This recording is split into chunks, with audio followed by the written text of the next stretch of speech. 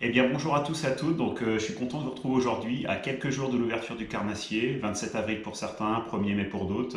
Il y en a qui l'ont déjà fait d'ailleurs dans les lacs du Verdon. Et on va essayer du coup de parler de leurres qui sont pour moi incontournables pour la pêche du brochet, donc 4 leurres incontournables dans la marque River to Sea. Et je vais essayer vous parler un petit peu de ma stratégie pour l'ouverture en rivière. Voilà, donc pour l'ouverture du carnassier, vous pouvez bien sûr pêcher avec des très gros leurres, des leurres qui mesurent 20-25 cm ou même plus. Mais moi, c'est pas la stratégie que je vais opter pour l'ouverture. Des leurres qui sont vraiment très gros, pour moi, c'est plus de la pêche en hiver, de la pêche où les carnassiers sont focalisés vraiment sur des gros poissons, donc la pêche un peu plus lente, etc. Pour une pêche d'ouverture, généralement on est quand même assez longtemps sur l'eau ou au bord de l'eau, donc si on ne veut pas se fatiguer, la canne Big Bec, on peut peut-être la laisser un petit peu à la maison, ou sinon l'avoir à côté, l'utiliser un petit peu si vraiment les poissons ne mordent pas sur des petits leurres, mais moi je vais me concentrer plutôt sur des leurres qui vont mesurer entre une dizaine et une quinzaine de centimètres. Surtout qu'en plus, quand vous pêchez le brochet, ce qu'il faut, c'est vraiment de la discrétion. C'est un poisson qui est vraiment très méfiant, comme la plupart des poissons. Si vous posez un gros leurre en surface avec un gros plouf, si vous ne maîtrisez pas du tout la technique du lancer en casting pour poser délicatement le leurre, quoique même pour poser un leurre qui mesure plus de 25 cm et qui va peser plus d'une cinquantaine de grammes, même en casting, pour amortir la chute, c'est pas forcément très évident. Donc pêcher avec un leurre qui va mesurer 7-10 cm et qui va peser à peu près une quinzaine de grammes, c'est beaucoup plus facile de le poser délicatement et d'être très discret plutôt que de pêcher au gros leurre. Donc moi, pour l'ouverture, je vais me consacrer à des leurres qui vont être quand même beaucoup plus petits que des leurres qui seraient consacrés pour une canne puissante, une canne Big Bait. Alors, je vais vous présenter donc un leurre incontournable de la marque. Ici, c'est le Crankbait Biggie, donc un leurre avec lequel je fais beaucoup de poissons donc toute l'année. Donc c'est un crank que beaucoup connaissent, un crank square bill ici parce qu'il a une petite bavette carrée qui va protéger finalement ses hameçons ici quand vous allez franchir des obstacles donc dans les branches. Donc ça va éviter ici de s'accrocher.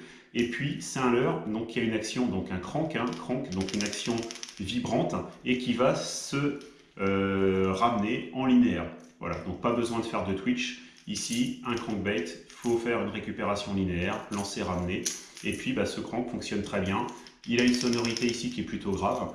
Et c'est un leurre qui plaît vraiment beaucoup au brochet. Donc vous avez aussi le même crank dans sa taille 57 mm, donc pour pêcher plutôt la perche, le chevel. J'ai même pris des astres avec. Ensuite, un deuxième leurre phare de la marque, donc c'est le Whopper Plopper. Donc ici, vous avez un Whopper Plopper donc qui mesure 13 cm. Donc c'est un leurre ici de surface. Donc pour l'ouverture, je vais essayer de pêcher quand je vais atterrir sur des zones qui seront un petit peu moins profondes, avec pas mal d'herbiers, donc des anciennes zones de frais. C'est pas mal d'utiliser donc ce leurre-là, surtout si dans le secteur il y a des grenouilles, il y a pas mal souvent de petits animaux. C'est souvent des secteurs qui sont riches en poissons fourrage, qui sont riches aussi en batraciens, etc. Donc il faut insister sur ces secteurs-là. Souvent il y a peu d'eau, donc pour éviter de s'accrocher, l'heure de surface, c'est vraiment très bien. Je vais utiliser aussi cette année du coup le petit Whopper Plopper, donc 75, un peu plus que les autres années. Et ici, donc, je vais utiliser entre autres le modèle donc, phosphorescent, donc un nouveau modèle dans la gamme que vous pouvez retrouver en plusieurs dimensions. Alors, un autre leurre phare de la marque, donc c'est la cuillère ondulante, donc la cuillère Worldwide Spoon, celle que j'ai utilisée du coup cet été dernier. Donc ça m'a permis de prendre pas mal de poissons. Donc là ici il y a un assist hook que je supprime pour éviter de blesser le poisson. Donc ici vous avez un coloris vraiment que j'apprécie. Coloris vraiment brillant, bleu. C'est une cuillère qui pèse 28 grammes, c'est une cuillère qui fait 10 cm, qui se lance loin, et c'est une cuillère qui va onduler vers l'arrière, contrairement à ses concurrentes. Donc beaucoup de flash lumineux, ça fonctionne vraiment très bien. Et enfin un quatrième leurre de la marque que j'apprécie beaucoup, qui permet souvent de déclencher pas mal de coups de touche quand c'est un peu plus complexe.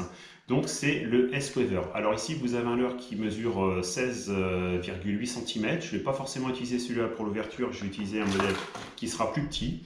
Donc un modèle ici qui fait 12 cm. Donc le S-Weather c'est un S-Action, c'est un leurre qui va donc faire de large S ici.